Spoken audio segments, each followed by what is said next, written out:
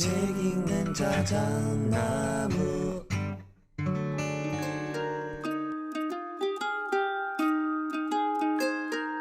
안녕하셨습니까?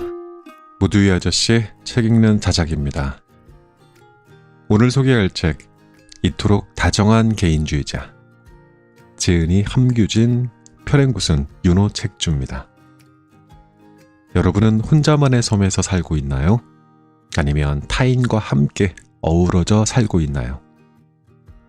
현대사회에서 우리는 개인주의라는 이름 아래에서 자유를 추구하며 살아갑니다.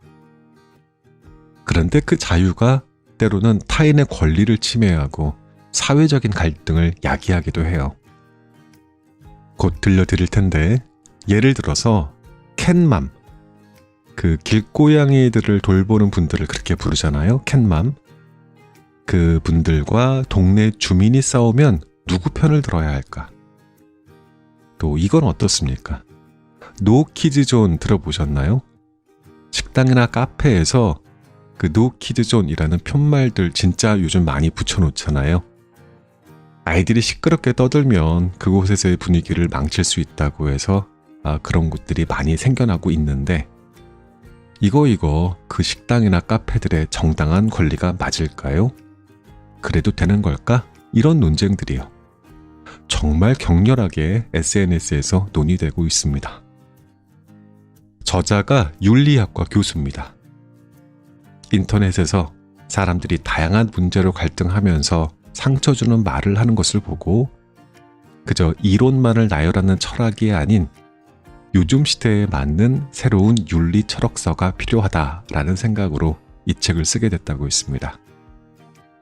저러한 논쟁들에 나만의 의견은 이래, 나는 이렇게 생각해가 아니라 플라톤부터 마이클 샌델까지 동서양의 위대한 사상가들, 철학자들의 지혜를 끌어모아서 다시 해석해서 우리들의 그 문제들에 적용을 해보는 겁니다. 그래서 우리 주변의 첨예한 갈등을 더 넓은 시야로 바라볼 수 있게 도와주는 책이었어요. 자, 오늘은 철학이라기보다는 윤리, 도덕에 대한 이야기를 하게 될 겁니다. 이 책의 전체적인 핵심은 바로 이 문장입니다. 잘 기억하셔야 돼요. 개인주의에서 출발해야 한다. 다만 최대한 다정하도록 애쓸 필요가 있다.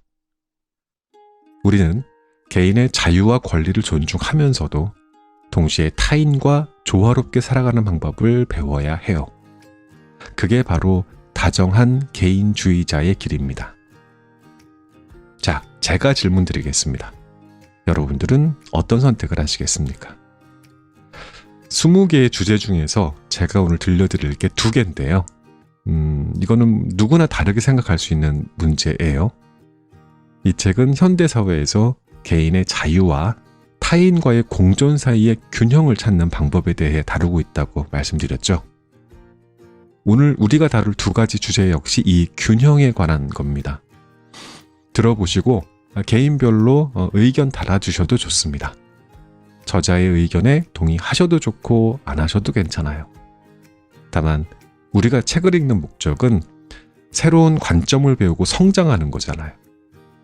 가능한 나의 의견을 너무 고집하지 말고 조금 열린 마음으로 듣는 편이 여러모로 유익하겠죠. 서로의 의견을 경청하고 이해하려고 노력하고 때로는 자신의 의견을 수정할 수 있는 유연함을 가지는 것. 이게 바로 이 책이 우리에게 가르치고자 하는 핵심일 수도 있어요. 자, 그럼 첫 번째 주제로 들어가 볼까요? 준비되셨나요?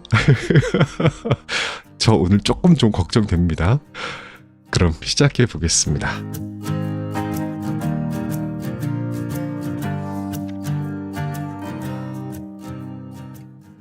캣맘과 동네 주민이 싸우면 누구 편을 들어야 할까? 정약용, 인과의. 요즘은 길에서 태어났지만 고양이도 우리의 이웃입니다 라는 말을 자주 보게 됩니다. 인터넷에는 한 아파트의 사연도 올라왔는데 이 이야기가 큰 찬반 논쟁을 부르기도 했습니다. 이 아파트에 사는 한 주민이 고양이들이 지하 주차장에 있는 자동차 위로 올라가는 경우가 있으니 이것이 불편하다면 외부 주차장을 이용하라라는 내용의 글을 아파트 게시판에 붙여두었습니다. 이 글을 두고 고양이를 위해서 차를 외부에 주차하는 게 옳을지, 아니면 아파트 입주자의 차가 우선이니 고양이들을 밖에서 자도록 해야 하는지에 대한 논쟁이 벌어진 것이죠. 댓글에는 아니 미친 건가? 우리 아파트였으면 가만두지 않았다와 같은 부정적인 이야기가 대부분이었습니다. 이런 논쟁에 대해 어떻게 생각하나요? 캣맘은 영어에서 비롯되었으나 한국에서 문화적인 맥락에 따라 의미가 많이 비틀려진 말입니다. 보통 영어권에서 캣맘 하면 그저 고양이에게 애정이 각별한 여성을 의미한다고 합니다. 그 가운데 유별나게 애정이 강한, 나머지 사람보다 고양이에게 맹렬히 집착하는 좀 이상한 고양이 애호 여성을 캣 레이디 또는 크레이지 캣 레이디라고 부르는데요.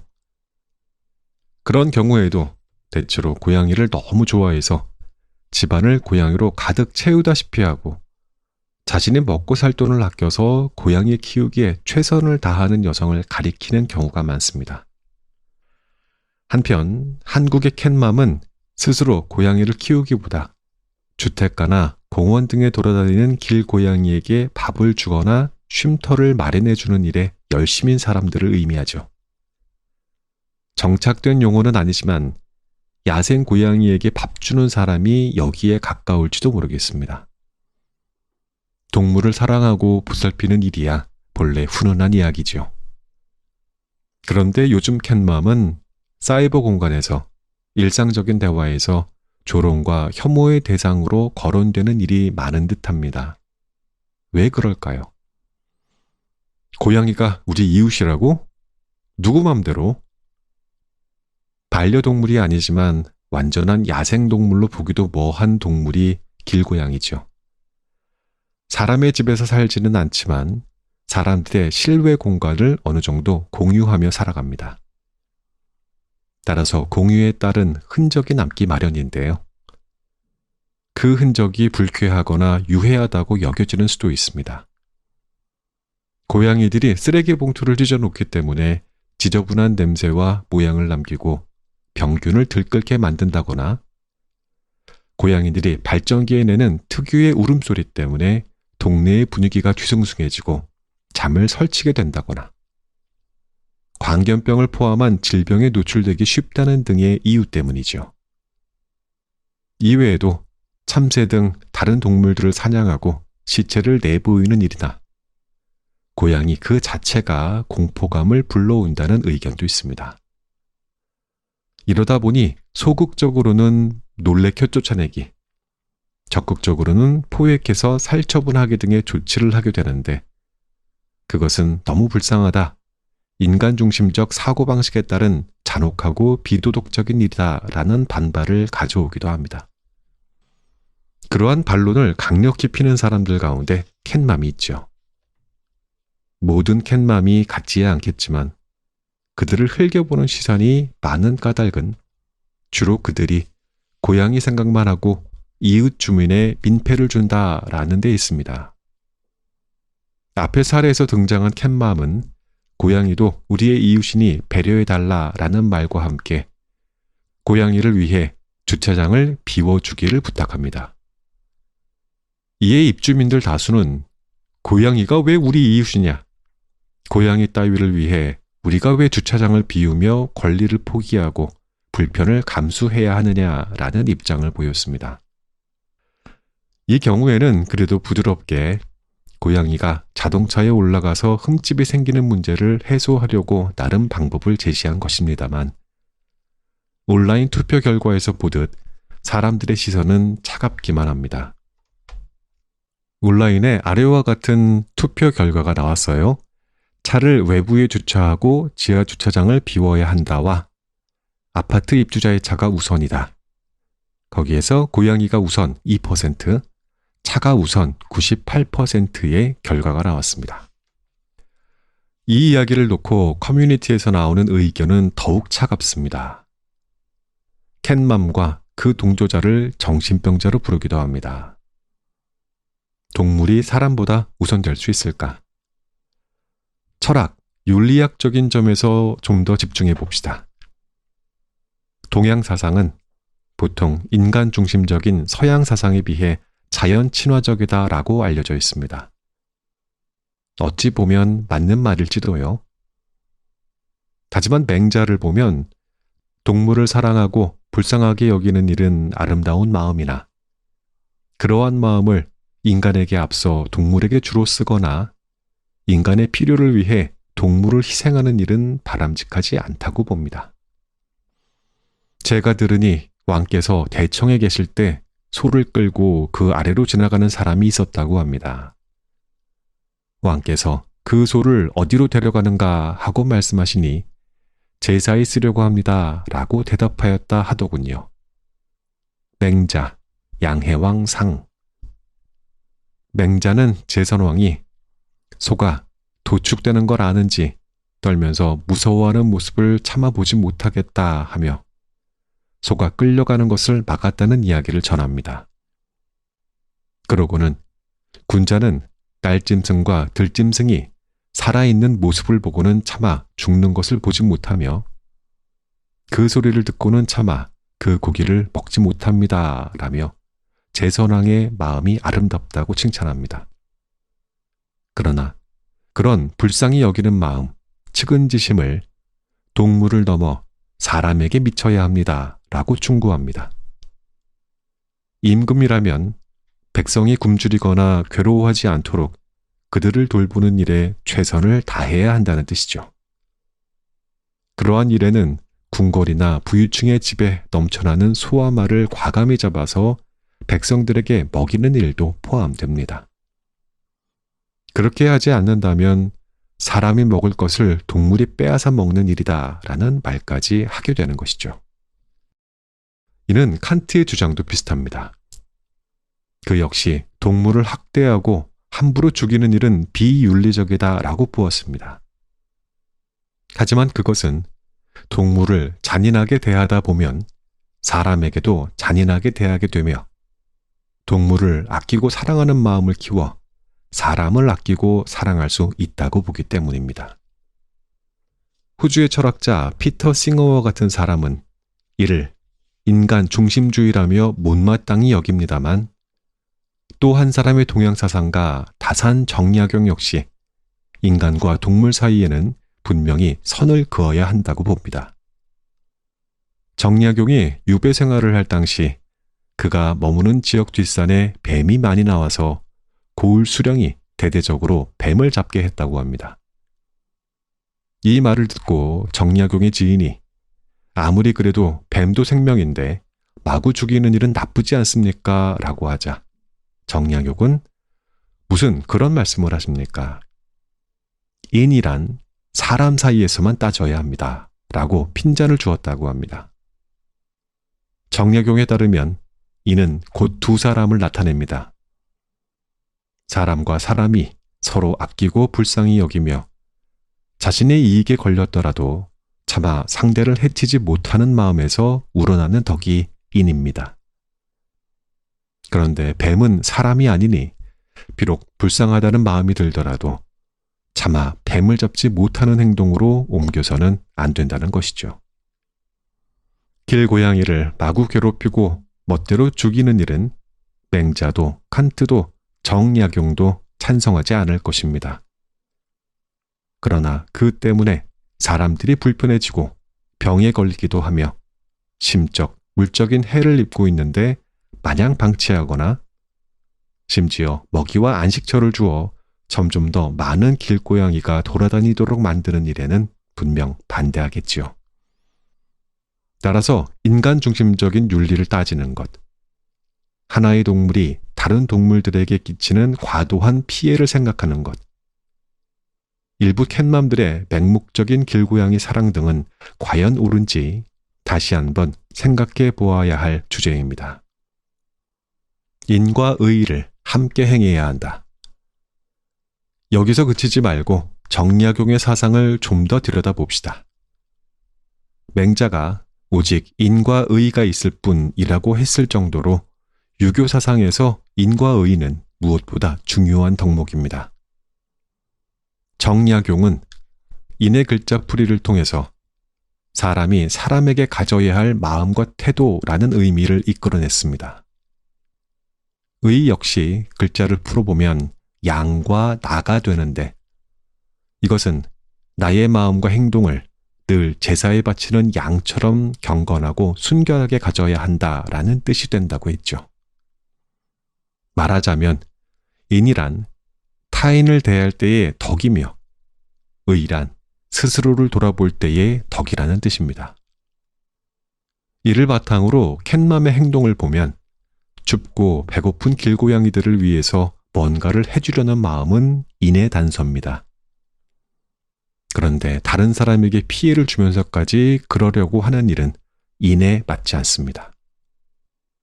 그런데도 내가 옳다, 이 잔인한 인간들 하는 태도는 스스로의 마음만 돌아보고 타인을 배려하지 않는 일, 즉 자신의 의의만 고집하면서 인을 잊어버린 태도로 볼 수 있습니다.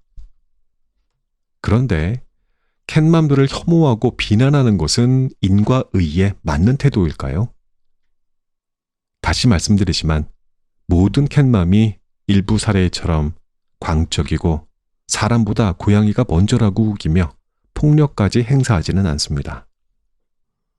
대학마다 마스코트처럼 사랑받는 고양이들이 있는데요. 그 고양이들에게 밥을 주고 귀여워하는 일이 문제시되지 않습니다. 즉, 길고양이에게 마음을 쓰는 행동 자체를 비윤리적이라 할 수는 없고 단지 지나칠 때에만 문제가 되는 것이죠. 근데 앞서 댓글에서 보인 반응들처럼 사이버 공간에서 캣맘에게 쏟아지는 비난은 정도를 따지지 않고 모든 캣맘을 극단적으로 악마화하여 공격하는 것이 아닌가 싶습니다. 이것이 과연 타인을 배려하는 행동일까요? 또한 스스로의 마음을 옳게 가져가려는 태도일까요? 마치 정신병자와 같은 캣맘들의 사례로 박제된 다른 사례도 한번 봅시다. 어느 겨울 길고양이들이 추위를 피해 자동차 본닛으로 피난을 했다가 엔진에 열에 타 죽은 사건이 있었습니다. 평소 이 고양이들을 보살폈던 한 캣맘은 해당 차의 차주를 살인자라고 비난하고 소송까지 제기했었죠. 차주 역시 캣맘을 상대로 소를 제기했고 둘 사이에 법정 공방이 이어지던 도중 그만 캣맘이 스스로 세상을 떠나고 맙니다. 캣맘의 행동은 분명 사리에 맞지 않았습니다. 그러나 해당 사건의 차주는 소송을 당하자 자살해버리는 캣맘을 두고 화가 난다, 죽는 것도 민폐를 끼치면서 죽냐라는 인터넷에 글을 올렸죠. 이 글쓴이의 태도에 공감할 수 있을까요? 이럴 줄은 몰랐는데 너무 몰아붙이지 말 걸 그랬나 라고 후회하고 고인을 애도해야 마땅하지 않을까요? 소송을 당했다고 자살까지 한 캣맘은 심리적으로는 매우 불안한 상태였을 겁니다.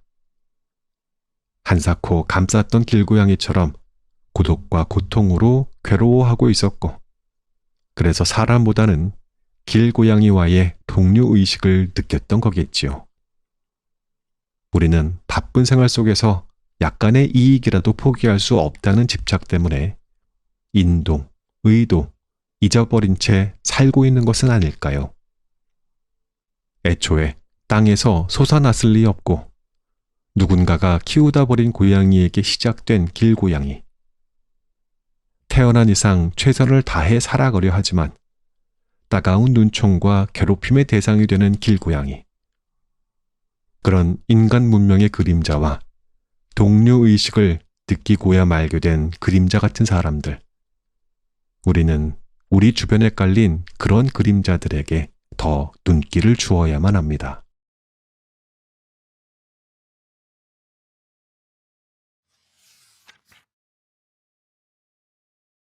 노키즈존은 정당한 권리 행사일까?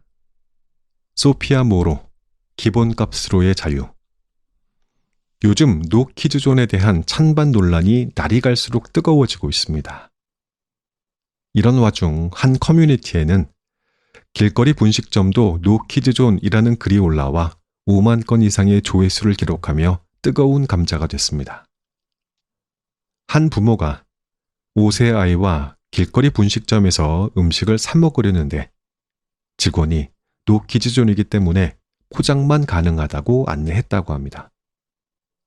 그래서 포장을 해가겠다라고 하자 이번에는 뜨거운 국물도 직접 떠야 하고 이 때문에 혹시 다치거나 하더라도 가게에서 배상을 하지 못한다는 말부터 했다고 합니다.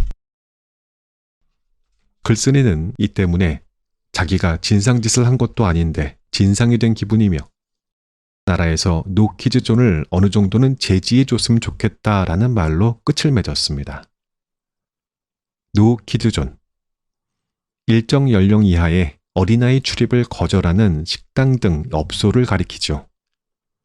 이유는 아이들이 뛰어다니거나 소리 지르거나 물건을 깨뜨리거나 해서 다른 손님들에게 민폐가 되고 아이가 잘못해서 다치면 업주가 배상을 하는 경우가 있기 때문으로 정리될 것 같습니다. 젖먹이 같은 경우에는 주로 민폐가 된다는 점이 10살 미만의 어린이의 경우에는 민폐 문제와 배상 문제가 모두 해당되겠네요. 여기에 그런 아이들을 제대로 통제하지 않는 부모, 심지어 성인 위주의 서비스를 제공하는 곳에서 아이를 위한 서비스를 해달라고 우기는 부모가 진상 고객으로 지탄의 대상이 되는 듯합니다. 그래서 위의 경우에는 분위기를 망치는 문제와는 별 관련도 없는 듯한 분식점에서 서서 먹는 것도 곤란하다는 반응에 속이 상했는데 댓글들도 대단히 공격적이었습니다. 아니, 그런 것 따위를 나라한테 해달라니 라는 반응에서 시작해서 서럽고 울 일도 많다. 먹고 싶으면 포장하면 될 게 아니냐. 공감하다가도 나라에서 노키즈존 관리하라는 말에 진상이구나 싶다.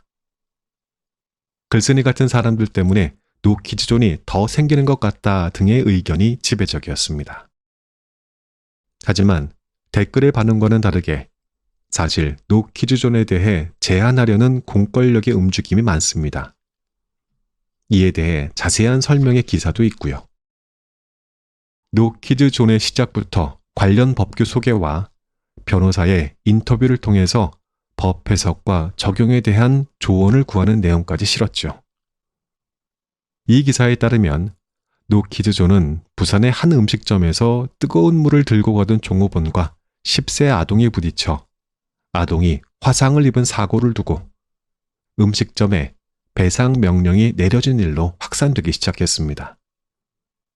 실제로 노키즈존을 운영하는 한 가게 사장은 가게 내의 인테리어 때문에 아이들이 자꾸 다치는 일이 생기면서 노키즈존으로 영업하기 시작했다고도 밝혔습니다. 노키즈존을 찬성하는 사람들은 헌법 제119조 1항 대한민국의 경제 질서는 개인과 기업의 경제상의 자유와 창의를 존중함을 기본으로 한다와 헌법 제15조 모든 국민은 직업 선택의 자유를 가진다를 예로 들어 노키즈존을 옹호합니다. 이 법규들에는 대한민국의 경제 질서는 개인과 기업의 경제상의 자유와 창의를 존중함을 기본으로 하고 영업주의 직업수행, 영업의 자유 등이 규정되어 있습니다. 한 교수는 영업의 자유가 침해될 경우 영업주는 피해를 보지만 아이는 다른 곳을 이용함으로써 행복 추구권 침해를 최소화할 수 있다라고 주장하기도 했습니다. 다만 이를 두고 한 변호사는 노키즈존이 헌법상 직업의 자유의 보호 영역에 해당하지 않는다라는 의견을 밝히기도 했습니다. 단순히 아동의 안전 문제를 이유로 아동을 차별하고 배제할 권리는 인정될 수 없다는 의견입니다. 같은 법을 두고도 이처럼 다양한 해석이 나올 수 있습니다. 아이들의 인권과 어른들의 불편함 사이 헌법상 보장된 행복 추구권과 차별받지 않을 권리는 영업주의, 영업의 자유보다 중대하게 보장될 필요가 있다는 취지로 국가인권위에서 노키즈존에 대해서 차별 행위로 규정하고 서울과 제주도 등 일부 지자체 수준에서 노키즈존을 억제하려고 하고 있기도 합니다. 정치인 가운데에서도 이런 목소리가 나오고 있습니다. 2살배기 아이를 키우는 어머니인 한 국회의원은 아이를 데리고 갈 식당을 찾는 게 어려울 뿐더러 공공도서관을 비롯한 여러 공공시설에서도 초등학생 이하의 아동을 출입금지시키고 있다며 이를 명백한 차별이자 인권유린이라고 주장했습니다. 그리고 국회부터 예스 키즈존으로 바꾸는 법안을 제출했습니다. 또 다른 당에서는 노키즈존 금지법을 제22대 총선 공약에 넣기도 했습니다. 사실 아이들이 출입할 수 있는 장소가 제한된다면 아이들이 불편할 뿐더러 언제나 아이를 데리고 다닐 수밖에 없는 부모의 불편 또한 크지 않을 수 없습니다. 가뜩이나 아이를 키우는 일이 힘겨운 마당에 마음 놓고 밥 먹을 곳마저 찾기 힘들다면 절로 한숨이 나오겠죠. 세계 최악의 출생률을 보이는 나라에서 한편으로는 대중교통에 임산부 배려석을 설치하고 많은 예산을 들여 출생률을 끌어올리려고 애쓰면서도 이렇게 노키즈존이 확산되는 일은 모순이라는 지적도 있습니다. 프랑스의 유력 일간지 르몽드가 저출생에 시달리는 한국에서 노키즈존이 확산된다며 황당하다는 투의 기사를 실었고 UN 아동권리위원회에서 한국의 노키즈존이 아동인권 무시, 아동차별이라며 경고를 보내기도 했습니다. 그렇지만 이런 노키즈존 반대 목소리에 대해 온라인에서의 호응은 그리 높지 않아 보입니다. 예스키즈존 식당을 운영하는 사장님들도 가게 내에서 안전사고가 걱정된다고 입을 모으기도 하고 실제로 다쳐서 미리 가입해둔 보험으로 사고를 처리했다고 했다는 경험을 듣기도 했습니다. 이러한 사연들에 대해 네티즌들은 대체로 사장님의 사정에 공감하는 모양새입니다. 코로나19 사태 이래 계속되는 자영업자들의 고민, 맘충이라고 알려진 일부 부모들의 도를 넘는 갑질, 자유분방한 아이들의 행동에 스스로 짜증이 났던 경험 등등이 어우러지면서 그러한 반응이 주류가 된 듯합니다. 노키즈존에서 노시니어존, 미래에는 노40대존. 한편 내 업소에 들어올 손님을 내가 가려받을 자유가 있다라는 생각이 힘을 얻다 보니 노키즈존뿐만 아니라 다른 식으로도 출입금지 표지판이 붙는 경우가 늘어나고 있습니다. 대표적으로는 노시니어존을 들 수 있는데 49세 이상은 출입금지라고 써붙인 식당이 화제가 되기도 하고 한 프랜차이즈 카페에서는 매장 이용 시간이 길어 젊은 고객들이 오지 않는다고 쓴 메모를 고객에게 건네기도 해서 많은 논란이 일었죠. 업주 입장에서는 소란을 피워 분위기를 해치고 간혹 안전사고를 일으켜 생돈을 날리게 하는 아이들이나 젊은이들이 많이 오기를 바라는데 물 흐리는 노인들이나 몇 시간씩 자리를 차지함으로써 테이블 회전이 안 되게 만드는 가공족이나 모두 부담스러운 손님들인 거죠. 그래서 다종다양한 노땡땡존을 만들고들 있습니다. 심지어 노교수존도 있는데 아마 대학 근처의 식당이나 카페에 교수가 들어오면 주 고객인 학생들이 들어오기를 꺼릴까봐 그러는가 싶네요. 자유지상주의에서 보면 이러한 조치들이 문제가 되지 않을 겁니다. 업주가 자기 영업장 출입 방침을 세우는 것은 자유이고 해당 영업장 출입이 안 되면 다른 곳으로 가면 그만이니 출입을 거절당한 손님에게 딱히 유해하지도 않다는 거지요. 그리고 가령 우리가 고품격인 레스토랑에서 비싼 값에 식사를 하는 까닭에는 그런 곳의 분위기가 큰데 마구 뛰어다니고 소리 지르는 아이나 자기 개인 방송을 하느라 큰 소리를 내고 여기저기 찍으며 돌아다니는 유튜버 등이 그러한 분위기를 망치면 그야말로 유해하지 않은가 싶으니까요. 그런데 바로 그러한 논리로 역사상 유명한 인종차별이 버젓이 행해지던 때가 있었습니다. 1876년에 만들어져 1965년까지 미국 남부에서 통용된 짐 크로스법은 모든 공공시설에서 백인과 흑인을 분리하고 각 인종은 각자 전용 식당, 학교, 화장실, 대중교통 등을 이용하도록 했지요. 남북전쟁으로 흑인 노예는 해방되었지만 남부의 백인들은 깜둥이들과 같은 시민으로 어울려 산다는 게 죽기보다 싫었고 그에 따라 백인들이 있는 곳에 흑인은 들어오지 마를 아예 법제화했던 것입니다.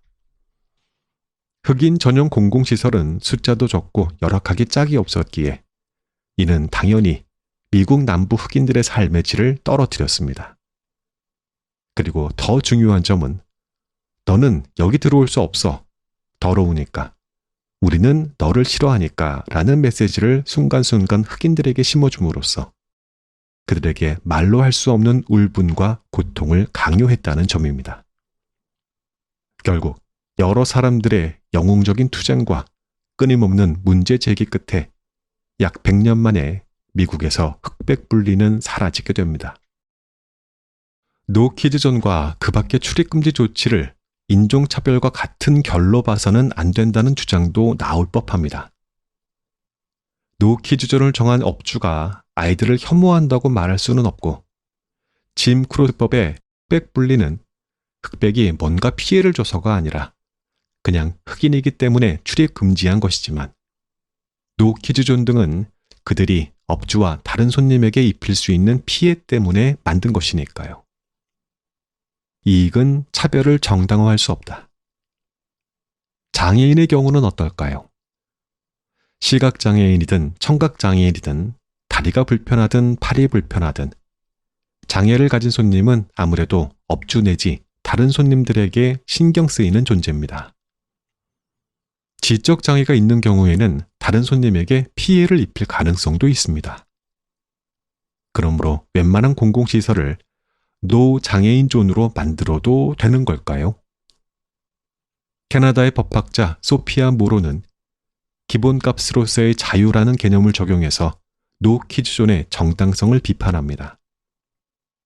모로는 자유는 합당한 이유가 없는 한 자신의 선호에 따라서 선택할 수 있는 것이고 한 사회에 존재하는 모든 시설은 원칙적으로는 모든 개인의 선택에 똑같이 열려 있어야 하며 그것이 그 사회의 구성원 모두에게 주어지는 자유의 기본값이라고 합니다. 가령 우리나라에 지금 영업 중인 고깃집이 약 10만 개에 이른다고 하는데요. 그렇다면 우리나라 국민은 10만 개의 고깃집에 갈 수 있는 자유를 기본값으로 갖습니다. 물론 개개인이 고깃집을 선택할 때마다 10만 개를 모두 놓고 고르지는 않겠지요. 집으로부터의 거리, 가격대, 음식의 맛, 서비스의 친절도 등등을 두루 따질 테니까요. 아무튼 그런 개인의 선호에 상관없이 10만 개의 고깃집 가운데 한 군데라도 합당한 이유 없이 당신의 한에서는 출입금지라고 하는 곳이 있다면 그 개인은 남보다 적은 자유를 누리는 것이며 따라서 차별받는 것입니다. 여기서 합당한 이유가 있느냐가 문제겠죠. 소피아 모로는 노키즈존을 주장하는 업주의 입장에서 나이가 올 경우에 분위기가 안 좋아지고 그것이 매출 감소로 이어지기 때문이라는 주장은 합당하지 않다고 합니다. 특정 개인이 더 많은 이익을 올릴 권리는 특정 개인이 손상당하는 기본값으로의 자유보다 중대하지 않기 때문이죠. 더 많은 이익을 얻으려고 종업원에게 말도 안 되는 저임금을 강요하는 일이 용납되지 못하는 이유와 같습니다. 그러나 그 매출 감소가 워낙 심각해서 폐업할 지경인 경우라면 사안별로 자세히 따져서 경중을 참작해야 한다고 합니다. 가령 명상수도원처럼 절대적으로 조용한 분위기를 유지해야만 영업이 가능한 곳에서 철 모르는 아이를 출입시키는 일은 곤란할 수 있겠죠. 그러나 아이들 자체를 혐오하여 아이가 눈에 띄기만 하면 발길을 돌리는 손님이 많다라고 하면 그 경우에는 설령 폐업 위기가 있다고 해도 노키즈존을 정당화할 수 없다고 합니다. 그것은 사회적 혐오, 차별에 기대 수익을 올리는 것이기 때문에 그러한 사업은 마치 노예를 판매하거나 흑인을 차별하는 업자를 보호할 필요가 없듯이 보호받을 가치가 없다는 것입니다. 폐업할 정도는 아닐지도 모른다. 하지만 아이들, 노인들, 가공족들, 장애인들 등등 때문에 업주가 손해를 보는 건 사실 아니냐. 그 손해를 누가 보상해 주느냐라고 말한다면 영업주는 손해를 끼칠 것 같은 손님을 거부할 권리가 있다. 단 개별적으로 라고 대답하고 싶습니다. 굳이 아이다, 노인이다 하는 일반 유형을 대지 않아도 나이와 성별을 떠나서 이른바 진상 손님은 어디에나 있습니다. 그러한 손님이 어쩌다가 들어와서 분위기를 흐리고 도에 넘는 서비스를 강요하고 다른 손님에게 폐를 끼친다면 죄송하지만 손님 나가주십시오 라고 당당히 말할 수 있는 거죠. 아이가 극단적으로 소라를 피우고 부모가 통제하지 않거나 못하는 경우라면 마찬가지로 해도 됩니다. 그러나 아이의, 노인의, 장애인 등등의 출입을 원천 봉쇄하는 일은 차별입니다. 짐 크로법의 경우처럼 어떤 유형의 사람들을 묻지도 따지지도 않고 거부하는 일은 거부당한 사람에게 심각한 상처를 입힙니다. 내가 대체 뭘 했다고? 나는 결코 다른 사람에게 폐를 끼치지 않을 텐데 하며 슬픔과 분노를 곱씹게 되지요. 아이 가진 부모인 게 죄인가요? 늙은 것도 서러운데 내가 장애인으로 태어나고 싶어서 태어난 게 아니거든요. 하는 원망과 절망의 목소리를 생각해 보십시오. 어쩌다 보이는 도저히 참을 수 없을 만큼 폐를 끼치는 진상을 하나하나 상대하고 내쫓기 번거로우니 아예 원천 봉쇄를 해버리자라는 업주의 편의가 그 원망과 절망보다 우선시되어야 할까요? 특정 유형의 사람들을 차별하고 괴롭히는 일은 사이버에서도 빈번합니다. 자신의 평소 생각과 다른 주장에 부딪힐 수 있습니다.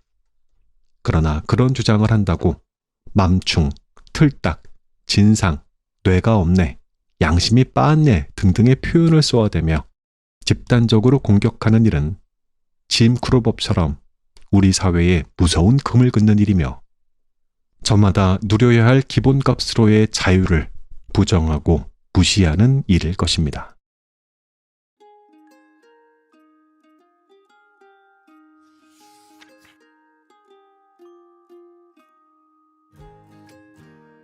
이 책의 낭독은 여기까지입니다. 저는 두 번째 노키즈존에 대해서 좀 더 이야기해보고 싶었어요. 저자의 의견을 먼저 종합해 볼게요. 단순히 아동의 안전 문제를 이유로 아동을 차별할 권리는 인정될 수 없다는 건데요. 아이들이 출입할 수 있는 장소가 제한된다면 아이들뿐만 아니라 아이를 데리고 다닐 수밖에 없는 부모의 불편 또한 매우 크다는 것. 이것은 이런 것과 이어질 수 있어요. 노 시니어 존, 그쵸? 49세 이상 출입 금지의 푯말이 있는 식당. 그 식당의 영업주는 젊은이가 많이 오기를 바랬는데 물을 흐리는 나이 든 사람들은 받지 않겠다는 겁니다. 이것도 식당의 권리라고 말할 수 있게 된다는 거예요. 이거는요, 장애인이요. 시각장애인이든 청각장애인이든 장애를 가진 손님은 아무래도 업주 내지 다른 손님들에게 신경 쓰이는 존재라는 거죠. 더 큰 문제는 그럼 지적 장애가 있는 경우는 어떻게 해요? 이런 경우는 다른 손님에게 실제로 피해를 입힐 수도 있어요. 그럼 식당이나 카페에서는 이러한 장애인들은 받지 않겠다라는 푯말을 내걸어도 정말 괜찮은 걸까요? 캐나다 법학자 소피아 모로는 자유에 대해서 이렇게 말했다고 했습니다. 한 사회가 존재하는 모든 시설은 원칙적으로 모든 개인의 선택에 똑같이 열려 있어야 하며 그것이 그 사회의 구성원 모두에게 주어진 자유의 기본값이다 라고요. 또 예를 들어서 10개 식당이 있는데 그중 5개가 노키즈존이라고 한다면 아이와 부모는 10군데를 선택지로 둘 수 있는 자유를 빼앗겠다는 겁니다. 하지만 영업주는 이렇게 말할 수 있겠죠. 아이들, 노인들, 장애인들 때문에 업주가 손해를 보는 건 사실 아니냐. 그 손해는 누가 보상할 거냐라고 말한다면 저자는 이렇게 대답해야 된다고 했어요. 영업주는 손해를 끼칠 것 같은 손님을 거부할 권리는 있다. 여기에서 이 주제에 가장 중요한 포인트가 있는데 그것은 단 개별적으로 이루어져야 된다. 굳이 노인이다, 장애인이다, 아이다 라는 식으로 되지 않아도 나이와 성별을 떠나서 분명히 진상 손님이라는 건 있다는 겁니다. 만약 그러한 손님이 어쩌다 들어와서 도에는 없는 서비스를 강요하고 다른 손님한테 폐를 끼친다면 손님 나가주십시오 라고 당당히 말할 수 있다는 겁니다. 그건 영업주의 권리가 맞아요. 아이가 소란을 피우고 있는데 부모가 통제하지 못하는 경우도 마찬가지예요.